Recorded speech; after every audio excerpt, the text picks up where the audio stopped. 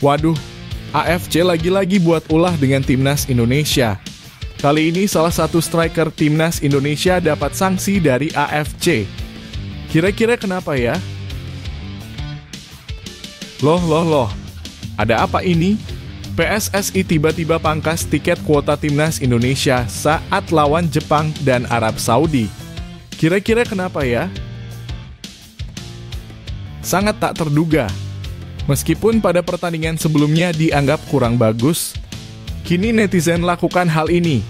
Setelah Asnawi tak dipanggil Shin Tae-yong dalam laga lawan Jepang dan Arab Saudi. Jelang lawan Jepang, ada himbauan agar supporter Garuda tak penuhi Stadion GBK. Kira-kira ada apa ya? Saksikan beritanya hingga selesai.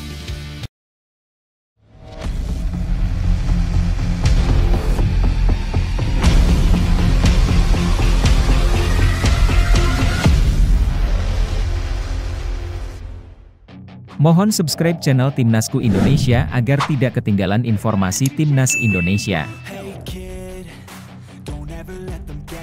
Tak dipanggil Shin Tae-yong, Asnawi banjir dukungan.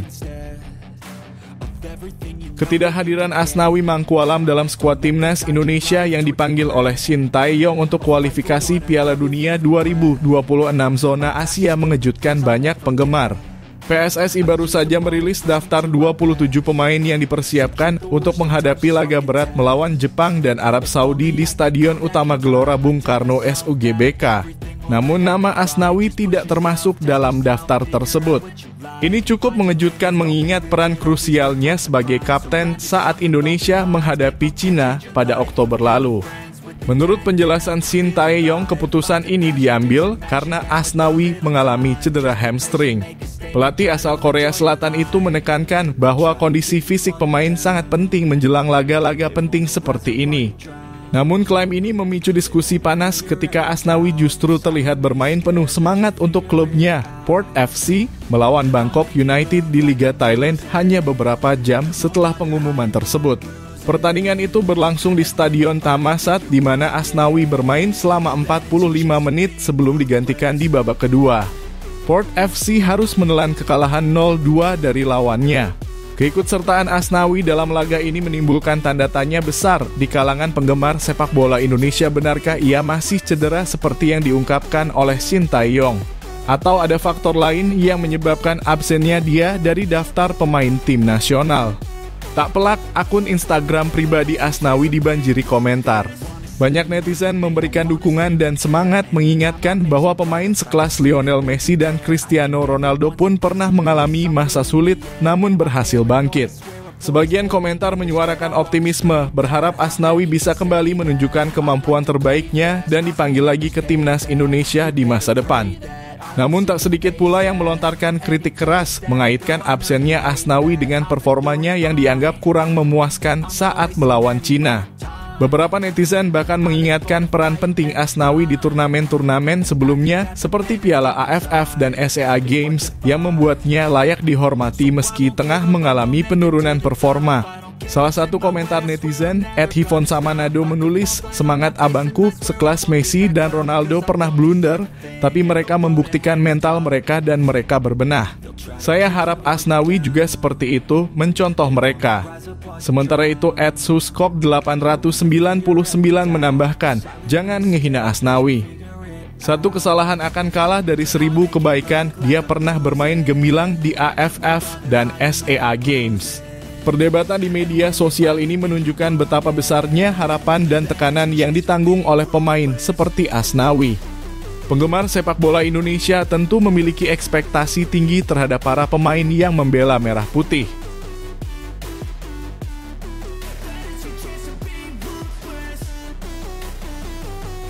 AFC bongkar sanksi striker Timnas Indonesia. Kabar mengejutkan datang dari Timnas Indonesia jelang kualifikasi Piala Dunia 2026. Di saat penggemar menantikan babak kualifikasi untuk menghadapi Jepang dan Arab Saudi, sebuah berita besar mengguncang publik. Siapa sangka salah satu striker andalan Indonesia mendapat sanksi berat dari Konfederasi Sepak Bola Asia (AFC). Sanksi ini bukan hanya memengaruhi performa klub, tapi juga bisa berdampak pada kesiapan timnas Indonesia dalam menghadapi laga berat tersebut. Pertanyaan besar pun muncul, siapakah striker yang dimaksud? Dan bagaimana situasi ini memengaruhi harapan Garuda dalam perjuangan di kancah internasional? Striker tersebut adalah Dimas Drajat, pemain bintang Persib Bandung dan sosok yang telah lama diandalkan oleh timnas Indonesia. Nama Dimas mendadak menjadi sorotan setelah insiden kontroversial dalam pertandingan AFC Champions League 2024/2025 melawan Lion City Sailors pada 24 Oktober 2024 lalu. Pertandingan yang berlangsung di Stadion Sijalak Harupat itu menyajikan momen dramatis ketika Dimas terlibat dalam konfrontasi sengit dengan pemain Lion City, Bartram Selaar. Akibat insiden tersebut, wasit tak ragu mengeluarkan kartu merah langsung untuk Dimas, membuat para penonton terperangah. AFC merilis keputusan resmi bahwa Dimas Drajat melanggar pasal 47 Kode Etik dan Disiplin AFC yang mengatur tentang tindakan kekerasan dalam pertandingan. Dalam pernyataan tersebut, AFC menyebut bahwa Dimas dihukum larangan bermain dalam 3 pertandingan fase grup AFC Champions League 2024/2025. Ini termasuk hukuman 1 pertandingan otomatis akibat kartu merah yang diterimanya. Sanksi ini berarti Dimas akan absen saat Persib menghadapi Lion City Sailors pada 7 November, Port FC pada 28 November, dan Zhejiang FC pada 5 Desember. Tak hanya itu, Dimas juga dijatuhi denda sebesar $1,500 Amerika Serikat, setara dengan hampir 24 juta rupiah, yang harus dibayarkan dalam waktu 30 hari. Jika Dimas gagal mematuhi peraturan ini atau terlibat dalam insiden serupa di masa mendatang, sanksi yang lebih berat akan menantinya. AFC menegaskan bahwa tindakan kekerasan di lapangan tak bisa ditoleransi dan sanksi tersebut menjadi peringatan bagi pemain lainnya. Sementara itu, Bartram Selaar, pemain Lion City yang terlibat dalam insiden tersebut, juga dikenai sanksi meski lebih ringan larangan bermain dalam 2 pertandingan sisa di babak grup ACL Tour dan denda yang sama dengan Dimas. Ini menimbulkan pertanyaan di kalangan penggemar, apakah hukuman yang diterima Dimas terlalu berat dibandingkan dengan Ram Selaar atau apakah keputusan AFC sudah adil? Dengan absennya Dimas Drajat di laga penting klubnya, banyak yang khawatir bahwa ketidakhadirannya bisa memengaruhi kebugaran dan kesiapan mentalnya untuk memperkuat timnas Indonesia di laga kualifikasi melawan Jepang.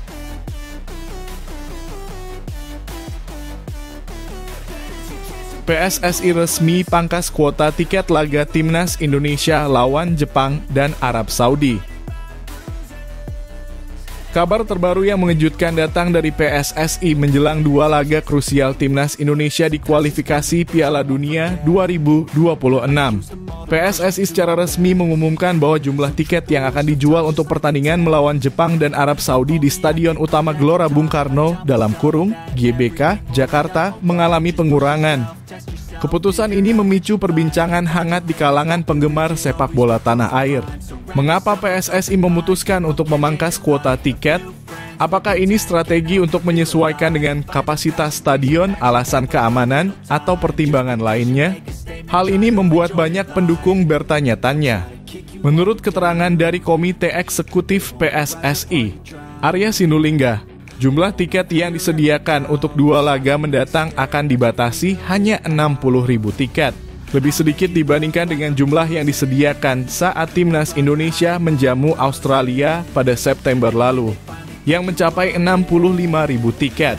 Dalam wawancaranya, Arya menjelaskan bahwa dari total 60.000 tiket yang disediakan, sebanyak 24.000 tiket sudah terjual hanya dalam 1 hari penjualan. Artinya, sisa tiket yang tersedia semakin menipis dan diharapkan akan segera habis terjual sebelum pertandingan dimulai. Keputusan ini menjadi bahan diskusi dan komentar dari berbagai pihak. Banyak yang memuji PSSI karena mencoba menjaga kualitas dan keamanan stadion, terutama mengingat antusiasme yang tinggi dari para pendukung timnas Indonesia. Namun tidak sedikit yang mempertanyakan alasan sebenarnya di balik pengurangan kuota tiket ini. Apakah PSSI merespons potensi kendala teknis atau alasan lain yang belum diungkapkan ke publik? Penggemar pun mulai berspekulasi dan menyuarakan pendapat mereka di media sosial serta berbagai forum sepak bola. Dengan laga yang semakin dekat, perhatian publik semakin tertuju pada performa skuad Garuda di bawah asuhan Shin Tae-yong. Pertandingan melawan Jepang dan Arab Saudi sangat penting karena akan menentukan posisi Indonesia di grup C zona Asia. Saat ini timnas Indonesia berada di peringkat kelima dengan selisih hanya 2 poin dari Australia di posisi kedua. Hal ini membuka peluang besar bagi Indonesia untuk bersaing memperebutkan tiket menuju Piala Dunia 2026. Namun dukungan dari para supporter tentu akan menjadi elemen penting dalam perjuangan tersebut. Tiket yang tersedia dibagi menjadi beberapa kategori dengan harga yang bervariasi. Tiket Premium West atau East dibanderol Rp1,4 juta, Garuda West atau East seharga Rp1 juta, Garuda South atau North seharga Rp480.000, dan kategori Upper Garuda dengan harga Rp240.000. Penggemar yang ingin membeli tiket harus memiliki Garuda ID yang terverifikasi dan melakukan pemesanan melalui aplikasi Livin by Mandiri. Setelah memesan, tiket akan dikirimkan ke email dalam bentuk file. Keputusan PSSI untuk memangkas jumlah tiket ini tentunya mengundang banyak opini dan diskusi. Apakah langkah ini?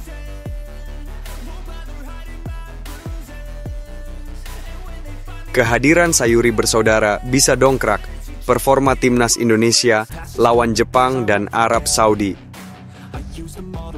Kehadiran Sayuri bersaudara Yakob dan Yance di timnas Indonesia menjelang 2 laga krusial melawan Jepang dan Arab Saudi dalam kualifikasi Piala Dunia 2026 membawa harapan baru.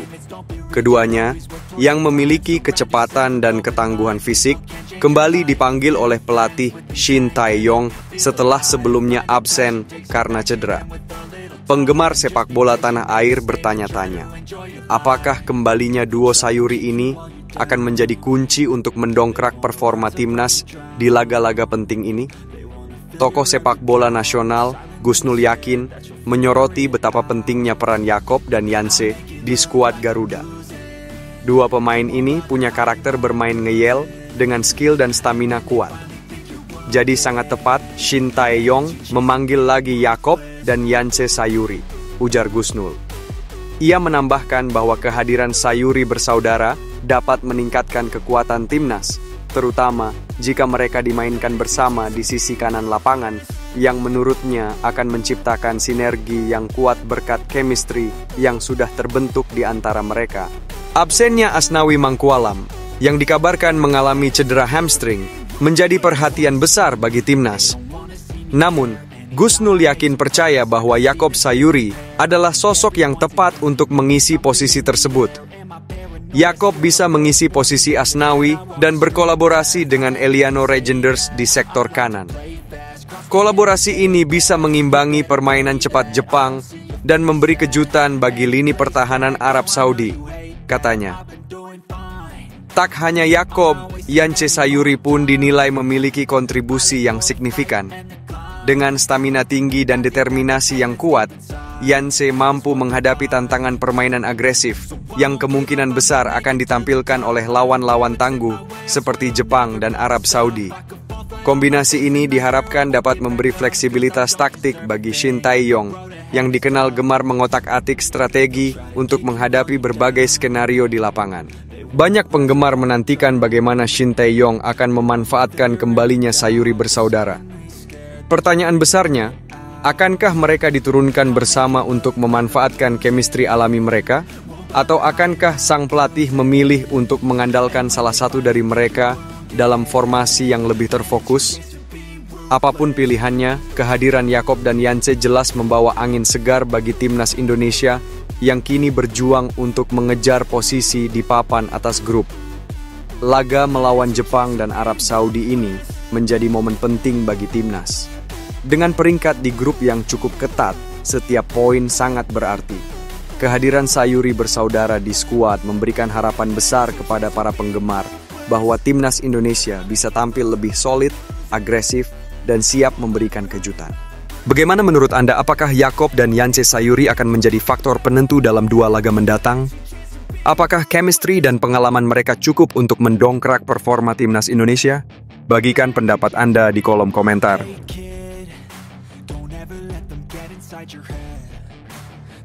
Mesin gol Brasil ingin dinaturalisasi demi perkuat timnas Indonesia. Kehadiran pemain naturalisasi memang kerap menjadi perbincangan hangat di kalangan pecinta sepak bola Indonesia. Kini, berita mengejutkan datang dari penyerang asal Brasil, Leo Gaucho, yang terang-terangan menyatakan kesediaannya untuk dinaturalisasi demi memperkuat timnas Indonesia. Di tengah perjuangan tim Garuda dalam putaran ketiga kualifikasi Piala Dunia 2026 zona Asia, muncul pertanyaan besar. Apakah pelatih Shin Tae-yong akan mempertimbangkan Gaucho sebagai senjata baru untuk mengisi lini depan? Leo Gaucho, pemain kelahiran Brasil berusia 23 tahun dengan tinggi 1,87 meter, adalah mesin gol Borneo FC yang mencuri perhatian sejak kedatangannya pada awal musim 2024 sampai 2025. Debutnya di Piala Presiden 2024 langsung gemilang dengan 3 gol dan performanya terus berlanjut di Liga 1, di mana ia sudah mencatatkan 6 gol serta mencetak 2 gol dalam ASEAN Club Championship 2024 sampai 2025. Kemampuannya dalam mencetak gol, pergerakan yang agresif, dan postur fisik yang kuat membuatnya cocok mengisi peran sebagai predator di lini depan timnas Indonesia. Posisi yang selama ini diincar Shin Tae-yong untuk memperkuat daya serang skuadnya. Tak bisa dipungkiri, timnas Indonesia masih menghadapi tantangan besar di lini depan. Meskipun ada beberapa pemain naturalisasi seperti Ragnar Oratmangoen dan Rafael Struijk, hasil 4 laga terakhir menunjukkan kesulitan skuad Garuda dalam mencetak gol dan mengamankan kemenangan. Dengan hanya meraih 3 hasil imbang dan 1 kekalahan dari 4 pertandingan, terlihat bahwa ketajaman di lini depan masih perlu ditingkatkan. Menariknya, Leo Gaucho menyatakan bahwa dirinya siap menjalani proses naturalisasi karena merasa nyaman tinggal di Indonesia dan ingin berkontribusi lebih bagi sepak bola nasional. Saya mau jika Indonesia ingin menjadikan saya pemain naturalisasi. Bagi saya itu sangat mungkin, karena saya sangat nyaman berada di sini, ujar Leo di sebuah wawancara dengan kanal YouTube Transfermarkt Indonesia. Pernyataan ini tentunya memicu berbagai reaksi di kalangan penggemar sepak bola. Apakah naturalisasi Leo akan menjadi solusi bagi lini depan timnas? Namun proses naturalisasi Leo tidaklah sederhana. Sebagai pemain yang tidak memiliki darah Indonesia, ia harus memenuhi persyaratan tinggal di Indonesia selama 5 tahun berturut-turut. Meski begitu, hal ini tampaknya tidak menjadi halangan bagi Gaucho yang mengaku sudah jatuh cinta pada atmosfer sepak bola di tanah air. Jika punya kemungkinan untuk bermain di timnas Indonesia, kenapa tidak? Saya menyukainya dan itu adalah kesempatan besar. Tambah Leo dengan penuh semangat. Dengan usia yang masih muda dan profil yang cocok dengan gaya bermain Shin Tae-yong, Leo bisa menjadi tambahan yang menguntungkan bagi timnas, memberikan variasi serangan dan ancaman di lini depan. Kini, bola panas ada di tangan PSSI dan Shin Tae-yong. Apakah Leo Gaucho layak dipertimbangkan untuk menjadi bagian dari timnas Indonesia? Bagaimana pendapat kalian? Apakah pemain seperti Leo mampu mendongkrak performa timnas dalam kualifikasi Piala Dunia 2026? Tulis opini kalian di kolom komentar.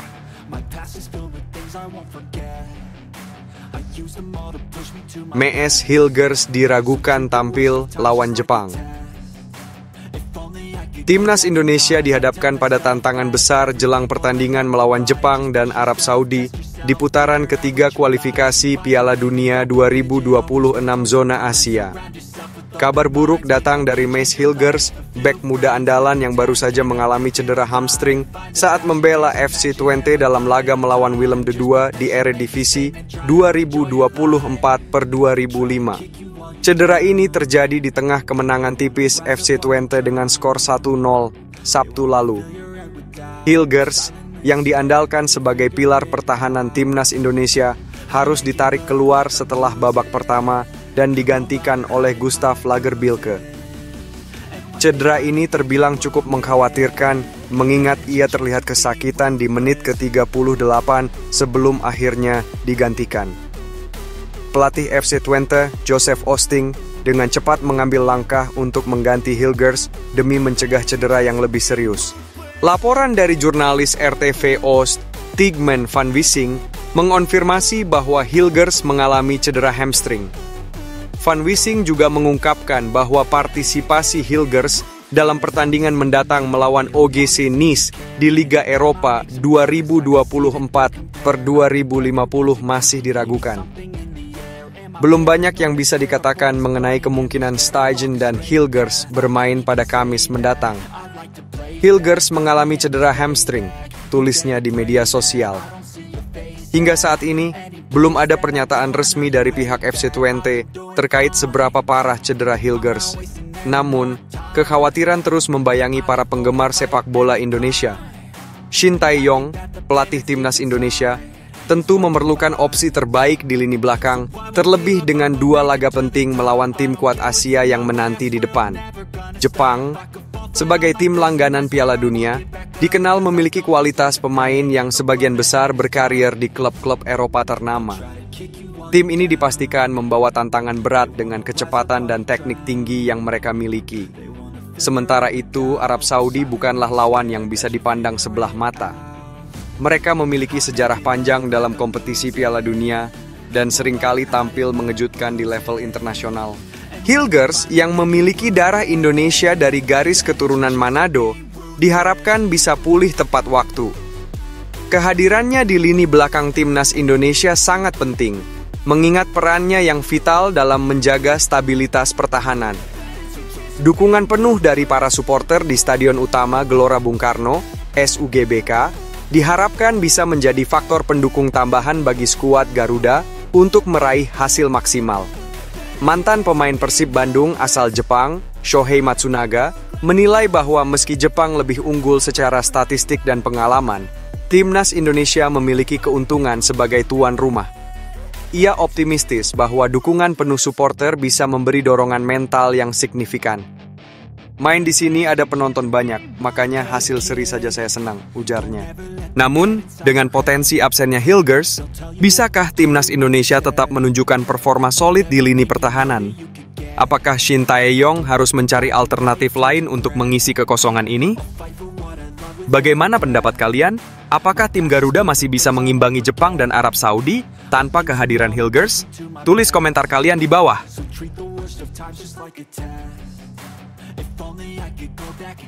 Supporter Garuda harap tak penuhi Stadion GBK. Pernyataan mengejutkan datang menjelang laga timnas Indonesia melawan Jepang di Stadion Utama Gelora Bung Karno, SUGBK, Jakarta pada 15 November 2024. Takeshi Okada, mantan pelatih timnas Jepang, mengeluarkan imbauan yang membuat banyak pihak tercengang. Ia menyarankan agar supporter timnas Indonesia tidak memenuhi stadion saat pertandingan berlangsung. Imbauan ini sontak memicu reaksi beragam, terutama di kalangan penggemar sepak bola Indonesia. Okada, yang kini menjabat sebagai Wakil Ketua Asosiasi Sepak Bola Jepang, JFA, mengungkapkan pandangannya saat diwawancarai media lokal Jepang. Jika pertandingan di Indonesia dihadiri puluhan ribu supporter fanatik, itu akan menjadi keuntungan besar bagi mereka, ujar Okada sambil setengah bercanda. Namun, pernyataan tersebut ternyata mengandung makna yang cukup dalam bagi pemain Jepang, seperti Takumi Minamino dan rekan-rekannya. Okada, yang memiliki pengalaman sebagai pemain dan pelatih, memahami betul tekanan yang ditimbulkan oleh dukungan masif supporter lawan. Ia mengenang masa ketika dirinya harus bertanding di stadion yang dipenuhi hingga ratusan ribu penonton. Saya pernah merasakan bermain di hadapan lebih dari 100.000 supporter dan tekanan yang ditimbulkan sangatlah besar, katanya. Meski pernyataan Okada disampaikan dengan nada bercanda, tidak sedikit yang menilai bahwa ini adalah strategi psikologis untuk menurunkan moral supporter Indonesia.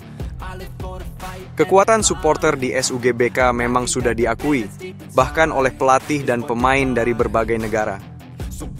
Atmosfer yang diciptakan bisa menjadi intimidasi bagi tim tamu dan menjadi motivasi tambahan bagi pemain tuan rumah. Indonesia saat ini berada di posisi kelima Grup C putaran ketiga, kualifikasi Piala Dunia 2026 zona Asia dengan 3 poin dari 4 laga. Sementara itu, Jepang berada di puncak klasemen dengan 10 poin hasil dari 3 kemenangan dan 1 kali seri. Laga melawan Jepang sangat krusial bagi timnas Indonesia untuk menjaga peluang lolos ke fase berikutnya. Setelah pertandingan melawan Jepang, skuad asuhan Shin Tae-yong akan berhadapan dengan Arab Saudi pada 19 November 2024. Tanggapan publik terhadap himbauan Okada pun beragam. Ada yang menganggap pernyataan ini sebagai pengakuan terselubung akan kekuatan supporter Indonesia. Ada pula yang menilai ini sebagai usaha untuk meredam semangat pendukung tim Garuda. Bagaimana menurut kalian? Apakah sebaiknya supporter mengabaikan himbauan ini dan tetap memenuhi SUGBK untuk memberi dukungan penuh? Atau ada makna tersembunyi lain dari ucapan Okada? Tulis pendapat kalian di kolom komentar.